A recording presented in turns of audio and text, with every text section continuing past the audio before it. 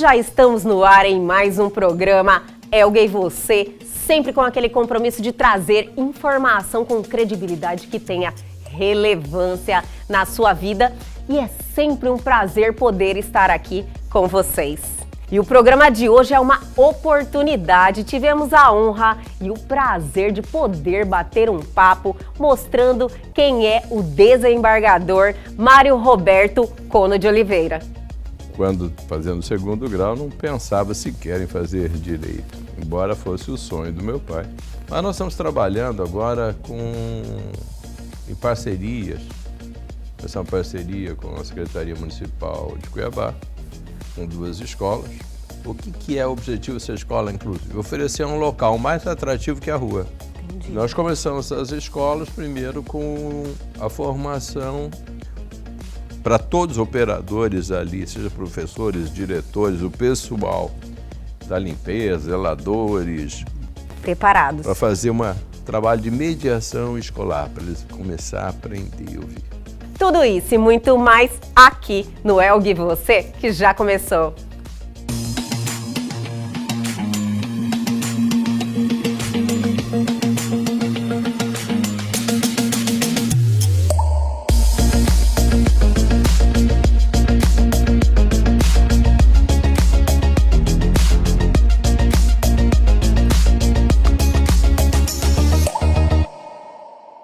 E a partir de agora, vamos ter um momento especial aqui em nosso programa, um momento que eu estava esperando já há muito tempo, que é a presença do nosso desembargador Mário Roberto Cono de Oliveira. Eu acertei, né, doutor? Acertou. Olha que prazer imenso ter alguém como o senhor, você, já que me autorizou aqui, doutor, porque pelo pouco que eu conheço da sua trajetória, e a gente está tendo a oportunidade hoje de conhecer mais da sua essência, eu já percebi o ser humano fantástico que existe aí. Então eu fiquei impressionada e muito honrada de poder ter você aqui com a gente. Prazer é meu. Espero, pelo menos, satisfazer uma parte dessa expectativa toda. Correspondendo, não? Corresponder um pouco. Acho que andaram mentindo para você. Ah, não. Mas é um prazer. Sou baseada em fatos, né? Tem lá, eu fui pesquisar.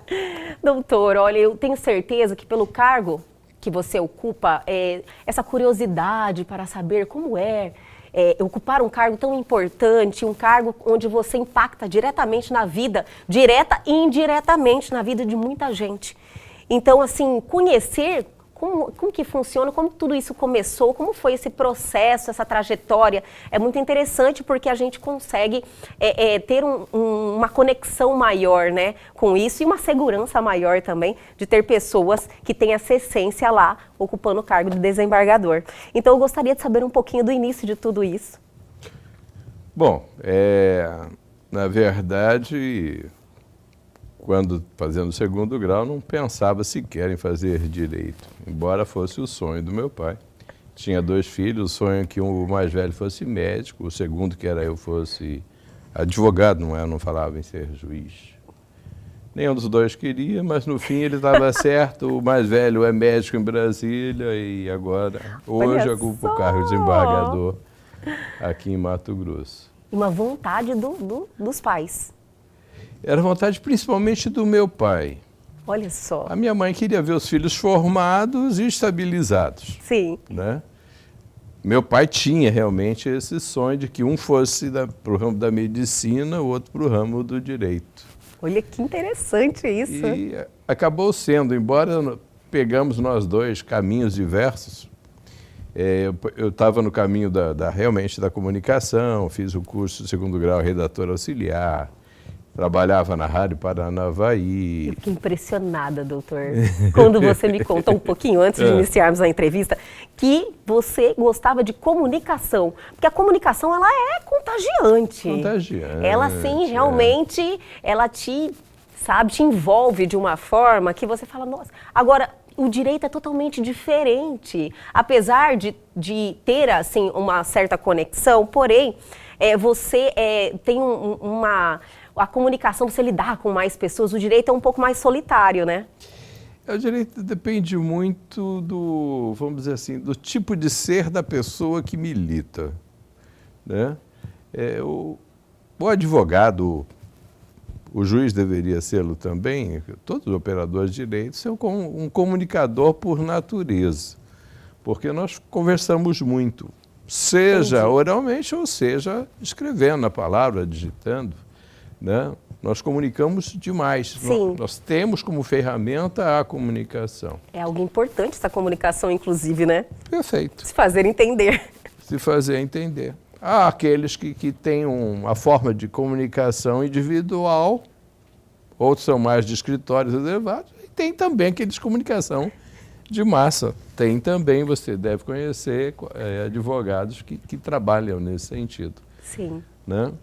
Mas, essencialmente, nós trabalhamos com comunicação, porque nós precisamos redigir muito, Entendi. para que a outra parte entenda, para que possa contestar, para que o juiz possa dar uma decisão sobre isso. Então, o poder da comunicação é muito grande dentro da nossa área. Está ali, né? Também Está ali no meio. operando a comunicação no direito. E como é decidir? Eu acho que uma das maiores dificuldades do ser humano é tomar decisões. Tá? Ter atitudes, tomar decisões. As pessoas têm um pouco insegurança, talvez, poderia dizer assim, dentro de si. E no seu caso, você trabalha diretamente com isso. Como foi no início lidar com essa responsabilidade? Menos difícil do que parece. Embora de curta duração, minha vida de advogado foi 3 anos e pouco, foi o tempo suficiente para prestar. 3 anos? É o tempo necessário para prestar o primeiro concurso. Tá? E como advogado, eu ganhei algumas ações, estava começando bem. Eu formei em março de 88, em junho teve o concurso interno na Caixa Econômica do advogado, e em agosto era advogado da Caixa. Olha Então só. foi uma coisa assim, muito rápido. E praticamente só tive um cliente que foi a Caixa Econômica Federal. Tive um só que não foi, e foi excelente, porque era até um conhecido do meu pai que me arrumou esse caso. Um dos primeiros É um processos. caso de lesão corporal culposa, inclusive. Eu fiz uma contestação, mas essa peça serviu para contar o tempo necessário para me inscrever para o concurso. Olha então, ela tem um só! ponto importante nessa história. Mas, como eu estava dizendo para você, como advogado, o advogado, necessariamente, ele tem que ser parcial. Ele é contratado por um cliente para defender os seus direitos. Então, ele tem que ser parcial. Quer ser imparcial, vai ser magistrado, promotor, né? E essa parcialidade, com essa parcialidade, eu ganhei algumas ações que eu achava injusto. Eu não ficava satisfeito, eu não ficava bem. Tinha aquele conflito? Entre ganhar e por que ganhei. Ou seja, Entendi. né? Ganhei, puxa, legal, mas não foi legal porque não é justo. Então, para mim, talvez tenha sido mais fácil decidir. Entendi. Do que ser parte, do que Realmente, advogar a favor da parte. Talvez, não diria, eu não sei se é a palavra certa, uma flexibilização moral que às vezes você tem que ter através da advocacia. Com certeza. Porque você precisa defender o Precisa. seu cliente. Precisa. Como juiz, não. Você quer fazer justiça. Basta você lembrar de que, por exemplo, no caso, quando a gente fala de advocacia, sempre pensa na parte criminal, vamos pensar na parte criminal. Se o advogado não faz o seu papel, o juiz tem que interromper aquele processo, substituir o advogado, encaminhar a ordem, pedir que mande outro. Verdade. Porque todos têm que ter direito à defesa. Então ele precisa de alguém parcial. Né? O Entendi. advogado tem que ser. E nessa trajetória, doutor, porque você impacta na vida de muita gente, né? Então, eu acredito que vai acontecendo um amadurecimento na profissão. Como juiz, o doutor ficou quanto tempo como juiz? 27 anos. 27 anos, meu Deus do céu, é muito tempo. Então, e você... Eu entrei criança, brincadeira. Doutor, imagina 27 anos como juiz. É uma maturidade. E você exercita a humildade o tempo inteiro também, né, doutor? Na verdade, o que deve acontecer não é exercício da humildade, é o reconhecimento do ser humano que é em cada um. não é o fato de você galgar ou ser agraciado com uma posição que isso lhe faz diferente. Continuamos ser humanos, com qualidades, com defeitos, o juiz tem defeito, né? Tem erros. O que não pode existir é vontade de errar, dolo, né, na sua conduta. Mas o errar é próprio do ser humano, então pode acontecer. Mas o juiz tem que saber que, assim como, e tem que ser assim, como aquele que vai ser julgado, aquele que está com a dificuldade para você, também é um ser humano. Sim. E isso é importante para a população saber também, que o juiz é um ser humano como todos os outros, mas naquele momento, seja porque ele batalhou para conseguir esse cargo, está ali, seja por quais motivos ele ocupa aquele espaço, ele tem essa missão, essa obrigação, mas é um ser humano. Com certeza. Inclusive com sentimentos, né? Muitas vezes e se criou muito essa figura naquele juiz sisudo, Sim, aquele juiz que acima do bem e do mal, sabe? não conversa com ninguém. Eu acho totalmente incoerente. Mas existe, muitos assim. Existe. O desembargador Mário Kono é diferenciado. Tipo, eu acho que a humanidade que o desembargador tem, eu acredito que também por lidar no criminal, eu acho que foi um exercício muito grande dessa humanidade, né? Porque existem pessoas ali que precisam evoluir muito. E você está em um papel que pode realmente trazer essa pessoa para essa realidade, impactar de uma forma positiva, recuperar realmente, inclusive um projeto que o doutor faz, que é da justiça terapêutica, é isso? Isso. Eu pesquisei, doutor. Eu achei interessantíssimo. Você lida com seres humanos. O juizado especial criminal, ao contrário das várias criminais comuns, o que menos você encontra lá é bandido. Sério, doutor? Quando chega um bandido, você fica meio sem saber o porquê que ele apareceu ali. Nas poucas vezes que eu vi, é porque brigou dentro da cela, teve um problema, e resolveram levar o caso até o judiciário. Normalmente resolve entre eles. Entendi. São os poucos casos que você vê realmente bandidos. O que você vê no juizado especial criminal é a sociedade. É a briga entre vizinhos. Entra lá um crime de ameaça. O vizinho ameaçou o outro. A menos que a pessoa sofra de algum transtorno mental ou esteja sob efeito de alguma substância psicoativa, ninguém sai ameaçando o outro ou xingando o outro de graça. Sim.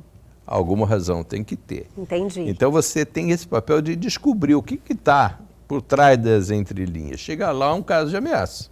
Mas o que originou a ameaça? Aí você vai ver o vizinho ameaçou o outro por quê? O telhado do vizinho, quando chove, despeja água na parede dele, que dá infiltração, ele já conversou com o vizinho não tomou nenhuma providência. Então, trabalho social que você tem que resolver. Com certeza. É porque você construiu muros de ameia e o outro não quer colaborar. Estou falando de vizinhos. Esse direito de vizinhança é complicado. Ajuizado é isso. Às vezes, por exemplo, duas crianças brigam. Comum, altamente comum. Aí chega um machucado chorando em casa e fala para a mãe que a filha da vizinha bateu nele. A mãe vai lá tirar satisfação e já começa errado. Fala, sem vergonha, seu filho bateu no meu. Peraí, sem vergonha é o seu. Dali começa uma briga, envolve os pais, envolve parentes, envolve não sei o quê, mas as crianças estão brincando dali meia hora junto, uma hora, estão jogando bola. E a briga continua. Até chegar no judiciário. Então você tem que fazer essa pacificação social. Falando... Mas a questão da justiça terapêutica, só para não perder o que você perguntou, a justiça terapêutica, ela faz parte de um complexo maior que é a justiça restaurativa, que nós estamos ouvindo falar tanto. Ela é terapêutica por quê? Porque reconhece o dependente químico, seja substâncias ilegais ou legais, porque pode ser o álcool, por exemplo, que é uma substância legal, né? Aquele dependente como um doente. Em razão dele chegar no juizado, porque ele vai praticar crimes contra a honra, né? A injúria, a difamação, ele vai brigar, vai xingar, vai fazer um monte de coisa, vai bater o carro. E aí, ao invés de você aplicar uma pena, você aplica o tratamento dependendo do grau da doença que cada um desenvolve. Como você aplica essa terapia, então, terapêutica. A questão da conciliação, mediação, é uma coisa relativamente nova. Os primeiros registros que se tem é de Confúcio, há 700 anos antes de Cristo, mais ou menos. Muito nova, né? Que ele já aconselhava que você fosse conciliar com o teu inimigo. Você encontra essa passagem na Bíblia, em Mateus.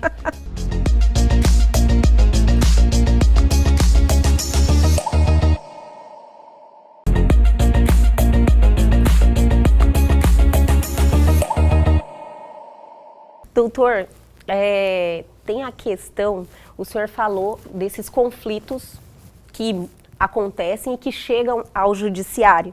Nós hoje temos um judiciário, eu acredito que isso ainda reflete a realidade da quantidade de processos. Então temos um momento de um novo direito também, está em uma mudança, trazendo a conciliação tipo como uma ferramenta até para resolver esses conflitos de forma efetiva e que não chegue esses processos que seriam desnecessários chegar até o judiciário. Como o senhor vê esse novo momento?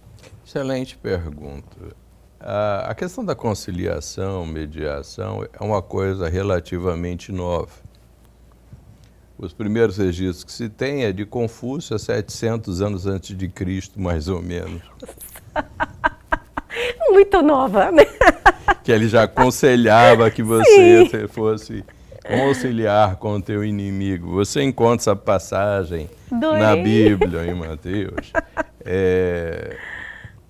E como diz um professor de São Paulo, Kazuo Watanabe, e se nós voltássemos, mais encontraríamos nos primeiros vestígios da humanidade. Se nós formos às nossas tribos mais primitivas, você vai encontrar isso. Seja o cacique, seja o ancião, seja o pajé, seja a mãe no lar. Sim, concilia o tempo inteiro. Concilia o tempo inteiro. Ela tem muito mais dom do que o homem para isso. Com toda certeza. Jogo de cintura natural, né, doutor? Essa conciliação. Então nós temos que repensar isso. Não tem que judicializar tudo. Tantas coisas podem ser resolvidas de uma maneira muito mais rápida através da conciliação, da mediação. E isso se aplica praticamente em todos os ramos do direito. Sim. Você pode aplicar, por exemplo, no direito de família. Quando você tem lá um casal, em separação, separados, você tem que definir mais ou menos com quem que vai ficar essa criança. Aí você chega lá para você, o juiz não conhece nada daquela família. O promotor igual ao juiz. O defensor também não sabe porque tem muitas causas. Talvez foi só para aquele ato. O advogado, quando muito, sabe o que uma da parte lhe contou. E chega aquela questão. Aí você trabalhando técnicas de mediação, por exemplo, você fica sabendo que o pai e mãe trabalham. Quem fica com a criança? Durante o dia, durante o horário de trabalho. O pai e a mãe não dá para ficar. Aí lembra-se da avó materna. A avó materna seria ótima. Mas a idade dela já não permite mais, nem a saúde lhe dá condições para isso. Então vamos para a avó paterna. A avó paterna poderia, mas ela cuida já de um filho, adulto, tem problema de transtornos mentais, agressivo, ele tem problema de drogadição, ele tem histórico de violência doméstica e sexual. Então, entendi. Eles vão nos contando sobre isso. A solução também vem deles. Aí um lembra, mas a madrinha... É possível. Não, é possível. Mas será que ela concorda? Se a gente ajudar ela financeiramente, acho que concorda. Cada um dá aí R$400, R$500 e ela cuida. Você confia? Confio, você? Também confio. Pode ser a Dona Maria lá no bairro que já cuida de 2, 3 outras crianças, nesse mesmo sentido. Eles trazem a solução, o juiz não está decidindo. Pode até achar que está decidindo, não, eles estão trazendo a solução. São técnicas de mediação.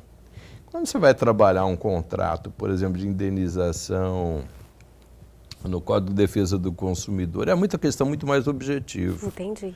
Aí uma empresa de telefonia, uma Energisa, ele vai analisar o seguinte: eu posso perder a ação. Se eu perder a ação, o que costuma condenar o juiz, a turma recursal aí, R$10.000.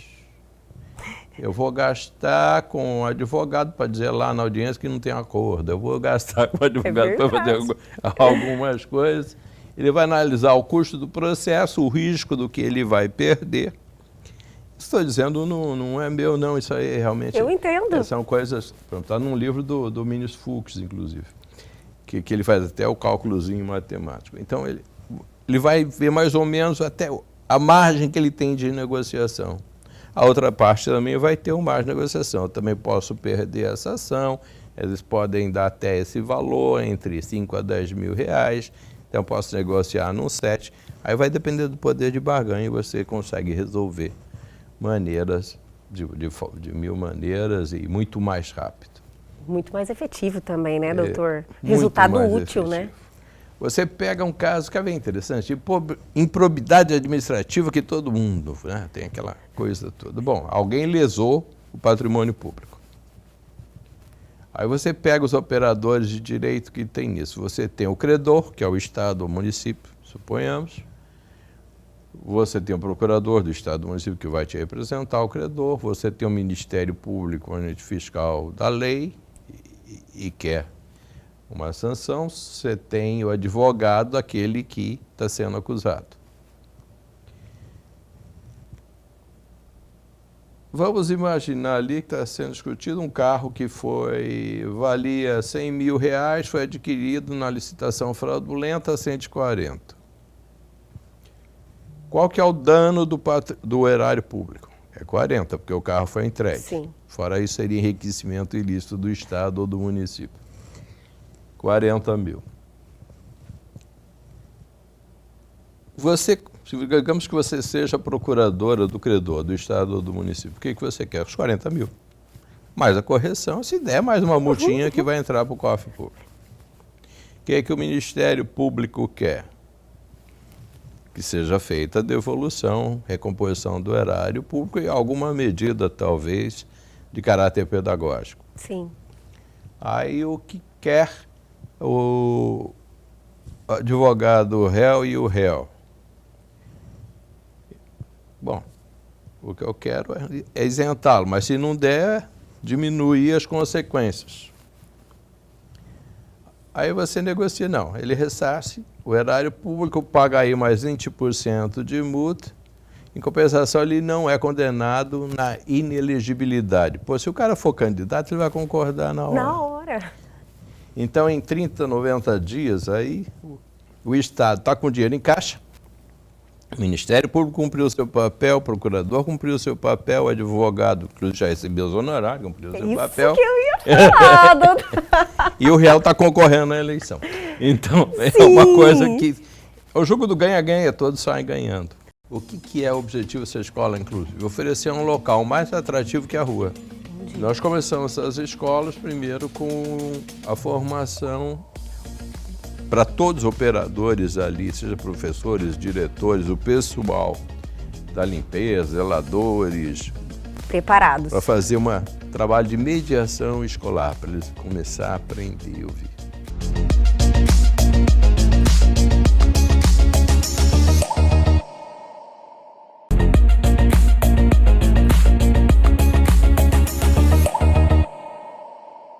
doutor, existe alguma dificuldade neste momento de transição em relação aos advogados? Eles já se encontraram nesse, porque o advogado visa os honorários. Então, com certeza eles se adaptaram a esse novo momento. Isso é uma realidade? Não, não é uma realidade ainda não, mas ainda é algo não. que está sendo buscado. Entendi. E aos poucos você vai crescendo. Porque eu tive uma curiosidade. de Eu saber. costumo falar com os advogados, você que militou como advogado, eu costumo, quando eu tenho uma reunião com a OAB, eu costumo falar o seguinte: pois é, e quando fizeram a lei da mediação ou a conciliação nos juizados especiais, não se falaram em honorários advocatícios. Sim. Agora, como resolver esse grande problema? É difícil demais. Você vai ter que pegar e criar um artigo no teu contrato de honorários, dizer que em caso de acordo consensual, conciliação, mediação, negociação, é tantos por cento. Entendi. Difícil. Não é difícil que você... Realmente Então, é simples, mas muitas vezes complica o que é eu fácil. acredito que talvez... Aí você como advogado, só para terminar, você Por como favor. advogado, você chega para o teu cliente e fala, bom, pelo que você me contou, o teu caso aqui, e pelo que tem entendido os nossos tribunais, o senhor tem uma grande chance de ganhar, uma média de 60%, 70%. É provável que daqui entre pouco tempo, 7 ou 8 anos, o senhor consiga receber. Se tiver bens no final. Se o devedor tiver bens no final. Agora, se eu conseguir resolver isso para você receber em 60, 90 dias, eu posso aumentar meus honorários, não posso? Com toda certeza. Perfeito, doutor. Perfeito. Você vê que é uma ótica totalmente diferente, mas tão simples. Tão simples. É uma questão de condicionar a cabeça, né? Geralmente a pessoa já tem receio da mudança. Saber trabalhar. Saber trabalhar. É. E eu acredito que o advogado ele tem que se adaptar a esse novo momento como algo positivo. Tudo é mais rápido. Se você se adaptar também, as coisas... Essa dificuldade não é só advogados. Existe também entre magistrados, promotores, procuradores, todos os operadores do direito. Acontece que até poucos anos atrás não fazia parte sequer da nossa grade curricular das faculdades de Direito a questão da conciliação e mediação. Aprendíamos a cultura do litígio. Perfeito. Então, para você fazer essa transformação cultural, mental, daquilo que você acostumou a trabalhar, vai um pouco de tempo. Mas vai acontecer, está acontecendo. Se trabalha muito isso hoje e precisa ser trabalhado. O Supremo, nós temos encabeçando o ministro Luiz Fux, nós temos no Superior Tribunal de Justiça, por exemplo, o ministro Marco Aurélio Buzzi, vários embargadores, juízes e outros operadores, promotores, procuradores, defensores trabalhando, advogados trabalhando essa cultura de mediação, conciliação. A arbitragem, por exemplo, somente nos grandes centros, onde se trabalha contratos milionários e às vezes internacionais, em que você não pode perder tempo, esses árbitros não querem saber do poder judiciário atrapalhando a vida deles. Entendi. Então, tudo depende de você aprender a desenvolver o trabalho. A nossa justiça, ela é cara,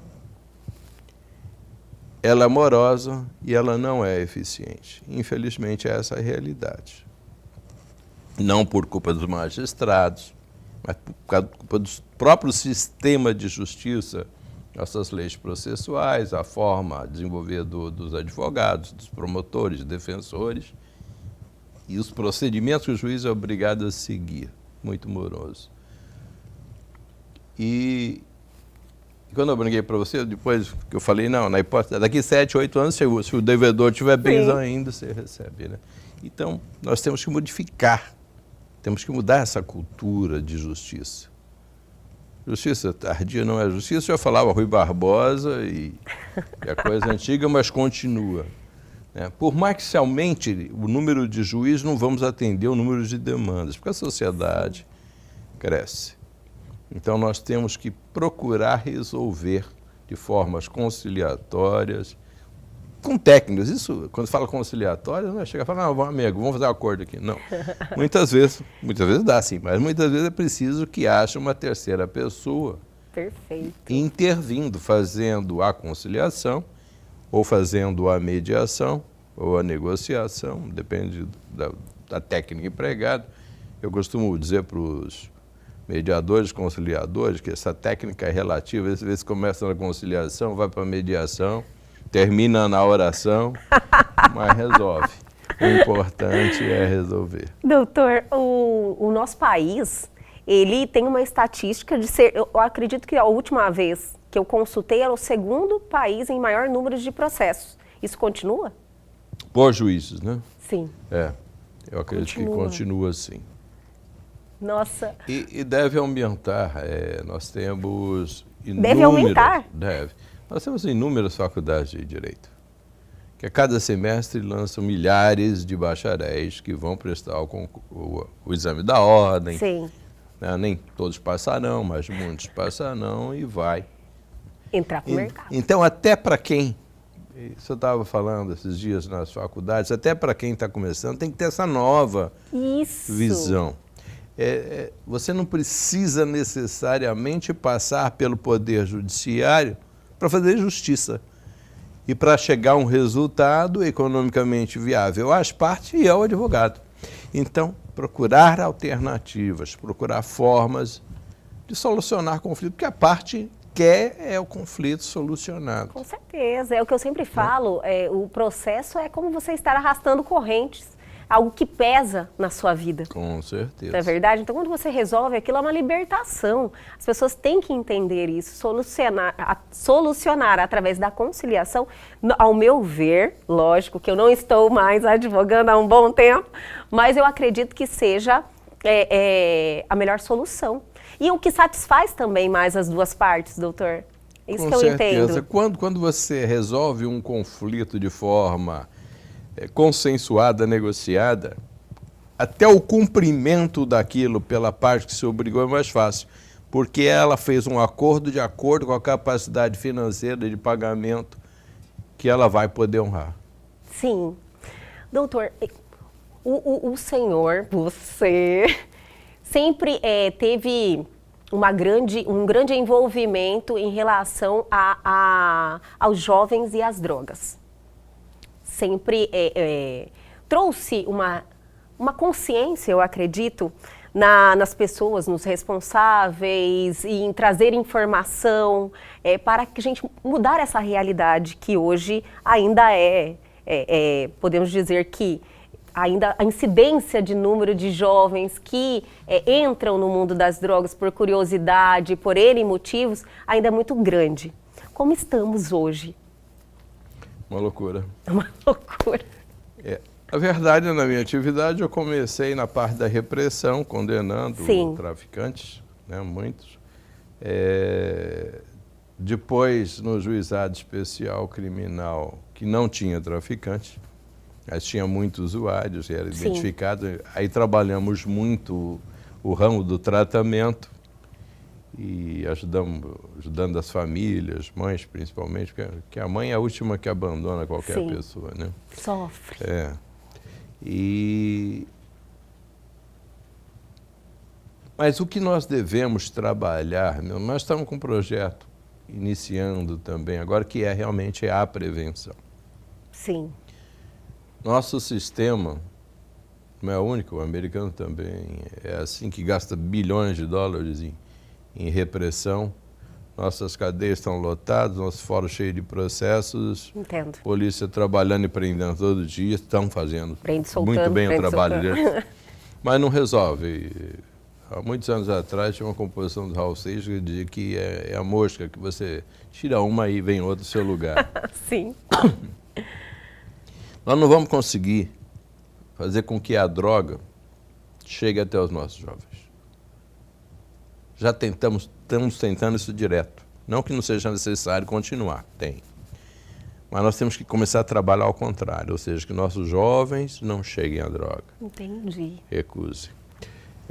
Para isso nós temos que criar mecanismos, né? Hoje você falar em igualdade social, melhoria de condições de vida, etc. Já foi tão falado e nada feito que até parece utópico. Fica muito distante, né, doutor? Parece ser utópico, né? Muito bom agora, a época de política, pelos políticos certeza. usarem isso. Depois não fazem nada. Nada se concretiza, né? Nada se concretiza. Mas nós estamos trabalhando agora em parcerias. Essa é uma parceria com a Secretaria Municipal de Cuiabá, com 2 escolas. Devemos, semana que vem, dar uma olhada a pedido da Prefeitura de Poconé e de Livramento, para ver se a gente começa. Algumas lá são as escolas inclusivas. Olha que interessante. O que é o objetivo dessa escola inclusiva? Oferecer um local mais atrativo que a rua. É Trazer isso. outra perspectiva. Trazer outra perspectiva. E o que é necessário para isso? Então, nós precisamos criar ambientes adequados, onde o aluno possa ter uma escuta ativa, onde pode ser identificado logo nos primeiros momentos alguns problemas que a criança vem desenvolvendo. Por exemplo, você vai ver uma escola, uma região muitas vezes economicamente financeira fraca, você vai ver crianças com problema de dentição. Criança com problema de dentição não se alimenta. Sim. Criança mal alimentada não estuda. Então, é uma cadeia, né? Então tem que trabalhar isso. Aí você começa a ver uma criança que chega lá, que ela própria está se automutilando, se cortando. Não é normal. Então você tem que ter uma visão, uma atenção especial para saber, através de um sistema multiportas, e tratar. Por exemplo, identificou, através do sistema multiportas, talvez um psicólogo vai saber, conversar com a criança, ver o que está acontecendo. Você acaba descobrindo violência sexual, violência doméstica, às vezes aquela fase do começo da adolescência, dos grandes amores, das grandes paixões. Mas são coisas que precisam de uma atenção. Sim. Né? Então você tem que trabalhar isso. Às vezes tem que trabalhar a família, no caso da violência. Às vezes é o começo do uso da droga ou do álcool. Então é muito importante ter essa visão e essa escuta ativa. Entendi. Nós começamos as escolas primeiro com a formação para todos os operadores ali, seja professores, diretores, o pessoal da limpeza, zeladores, preparados. Para fazer um trabalho de mediação escolar, para eles começar a aprender a ouvir. Olha como que é incrível, né? Muitas vezes a gente sequer sabe que a gente discrimina. Um exemplo que eu vi no curso em Porto Alegre, a respeito de uma escola, os professores se reuniam no aniversário de cada professor. Um levava bolo, outro refrigerante, etc. Aí cantava os parabéns, terminava aquilo, aí vinha o rapaz, a moça da limpeza, e eles doavam aquele resto de bolo, refrigerante, que parecia ser uma boa ação, mas na verdade já excluíram. Por que ela não estava lá cantando parabéns junto, ou no aniversário dela não tinha o bolo? Então você tem que aprender a trabalhar isso, a ter uma escuta ativa com os alunos, ouvir o que eles querem, o que está acontecendo, por que eles reclamam ou estão rebeldes. Sim. Então você faz trabalho de escuta ativa, depois implanta-se curso de círculos de paz, onde que a própria escola consiga resolver com todos os integrantes os seus próprios problemas. Aí você traz a comunidade para ajudar na reconstrução das escolas, para fazer biblioteca, sala de computador, sala de brinquedo, brinquedoteca, de esportes, né? A própria comunidade, ela tem essa questão de pertencimento, vai incluindo. Isso você vai trazendo a criança, aí ela começa a ter algumas coisas que lhe agradam. Vai despertando, né? Que não é só a aula em si. Sim. Mas ele tem esporte, ele tem uma arte, ele tem uma participação, ele tem uma integração que deixa mais interessante do que estar na rua. Aí você oferece opções, depois você pode partir para cursos técnicos, profissionalizantes. Você oferece visões para que ele possa, aí sim, ter condições de escolher o seu caminho. Alguns vão... Continua do mesmo jeito, né? Continuar. Mas não dá para você resolver o problema do mundo, mas dá para reduzir bastante. Então, é essa prevenção que é necessário, a participação. Maravilhoso. Todo esse momento de grandes mudanças foi uma evolução e a pandemia acelerou esse processo aí muito? Acelerou. Realmente é uma evolução e a pandemia realmente trouxe uma aceleração que não volta atrás. Acho que uns 10, 20 anos ainda pela frente que iria. Não vai retroagir. Sim. Né? Isso não é só poder judiciário, isso aí é todo o setor público e privado.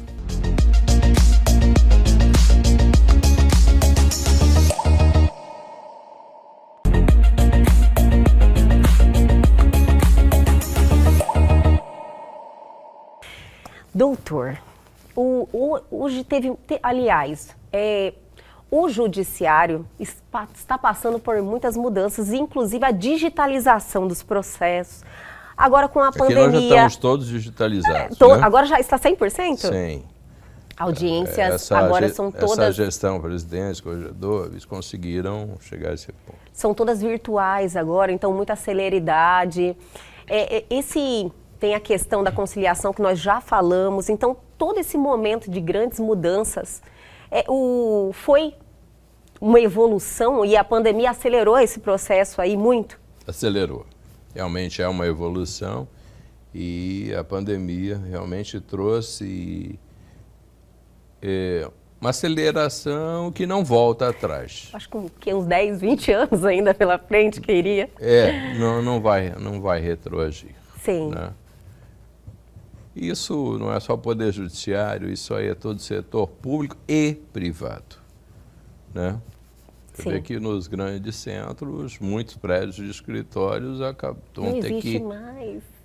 Perdendo sua finalidade, vão ter que se ressignificar, né? Talvez criar flats ou alguma coisa assim para moradia, porque não mais. Isso foi positivo ao seu...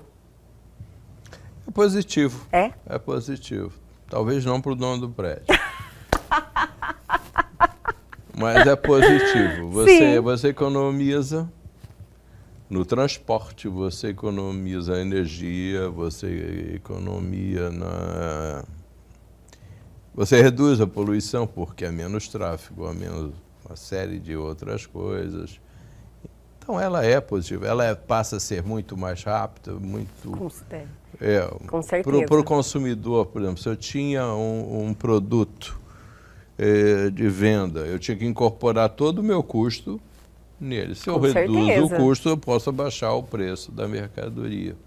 Né? Então,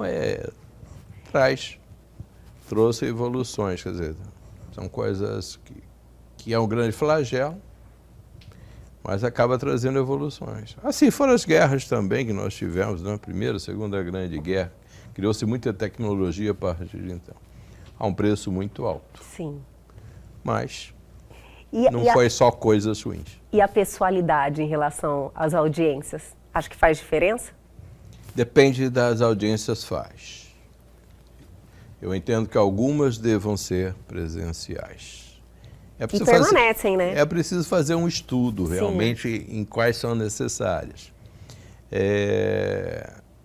Porque há muita relativização, mas algumas eu entendo ser necessário. Por exemplo, você vai fazer uma audiência de custódia com o preso, cuja uma das principais finalidades é ver se não houve abuso de autoridade, violência corporal, física, psicológica, cometido pelos próprios policiais. Se você coloca só uma telinha, de repente o policial está do lado lá, né? Então, entendi. Certas coisas têm que ser presencial. Alguns sentimentos. Você sensibilidade, né? De você estar ali na presença. Os direitos subjetivos, mais na questão de família. Eu digo relativização, porque às vezes você vai fazer uma pensão, o o pai está residindo no Japão. Isso são casos que já aconteceram na Itália, no Japão. E tem vários, né? E acaba resolvendo. Ele não teria condições de vir. Sim, isso é verdade. Ele tem condições de hoje se faz tudo pela internet, consegue repassar o recurso para aquele filho. É o ônus e o bônus sempre, né, doutor? Na vida é assim. E como é estar agora ocupando o cargo de desembargador depois de 27 anos, né, como juiz, continua decidindo, né, mas em segunda instância. Como estão esses 3 anos como desembargador? Eu não sei, acho que... Mudou alguma coisa? Acho que trabalhando mais. Por mérito, né? Ocupando esse cargo por mérito. E acaba sendo um reconhecimento, né? De tanta coisa boa, tanta lógico transformação. Que é uma satisfação, cada progressão que você tem em qualquer carreira é uma satisfação, é uma realização, né? Sim. O desenvolvimento bom, do né? teu trabalho. Só não pode achar que isso lhe... não pode achar que isso lhe suba a cabeça ou que lhe tire a responsabilidade. Ou, como você disse, a humildade, na verdade. Eu acho que a pessoa é o que é. Quando ele perde a humildade, na verdade não perdeu, ele passou a mostrar o que era. Perfeito, eu concordo plenamente, doutor, é isso aí mesmo. O doutor é direto e reto, né?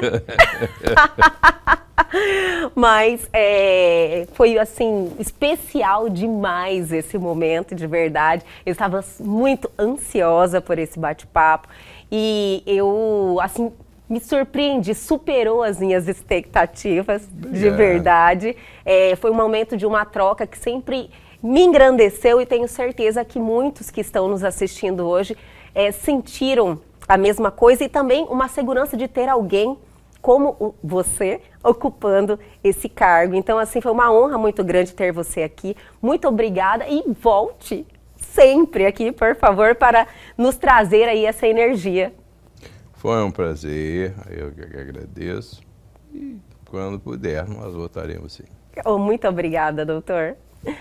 E o Elgue Você de hoje fica por aqui. Eu amei este programa, mas amanhã nós estamos de volta sempre às 21h30. Perdeu algo? Quer entrar em contato com a gente? Atenção, oportunidade. Pegue o seu celular agora e aponte a sua câmera ao QR Code que está aí na sua tela. Vá direto ao nosso Instagram ou para o nosso canal no YouTube e este programa já está lá à sua disposição. Aguardo vocês amanhã aqui na TV Pantanal, canal 22.1.